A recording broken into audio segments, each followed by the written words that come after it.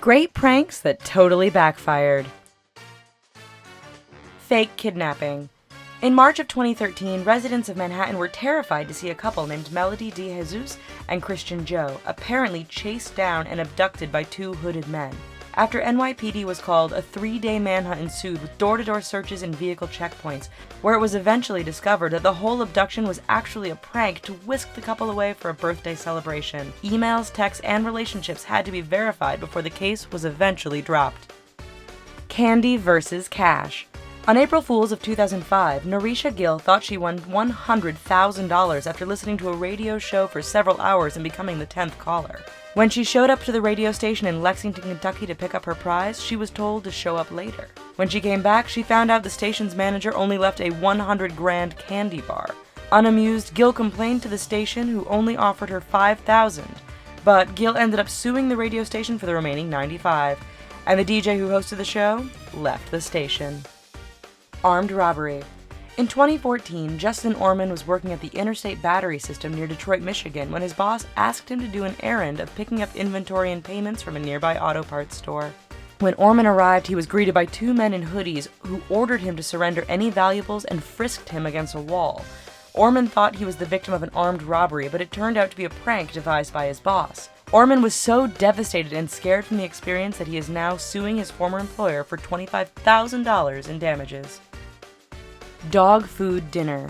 In October of 2004, a veteran firefighter by the name of Tenny Pierce was served a rather bland meal of spaghetti by his buddies. Pierce later found out that the spaghetti was made of dog food and was not amused. He ended up resigning from his position and suing the Los Angeles Fire Department for emotional distress, retaliation, failure to investigate, and racial harassment. He won $1.4 million in 2007. Toy Yoda. A manager at a Hooters restaurant in Panama City, Florida, named Jared Blair decided to host a contest where the waitress who sells the most beer would win a Toyota, or so she thought. The winner, Jody Berry, was happily escorted to the parking lot blindfolded, where she realized she actually didn't win a car, but instead a toy Yoda, which was a plastic Star Wars figurine. Berry quit her job, sued Hooters, and won. While it is undisclosed as to how much money she won, she was able to pick out any Toyota she wanted from the lot. Paralyzed Toilet. Donald Adams III was out camping with his relatives when he had to use a portable toilet. While inside, his relatives backed up their truck to the door to lock him inside. Once he started banging and shaking the unit, it tipped over, causing Adams to land on his head and fracturing several parts of his neck, forcing him to become paralyzed from the neck down. Adams sued his relatives and the toilet manufacturer Polysan and won $5 million. Fake Hummer. Shannon Castillo thought she won a brand new Hummer from her local radio station, KBDS-FM, in 2005. However, when she showed up to the station to collect her prize, she was handed a toy replica. Not amused by the joke, Castillo sued the station for $60,000 and won. Her settlement was ironically the price of a brand new Hummer. Fake arrest.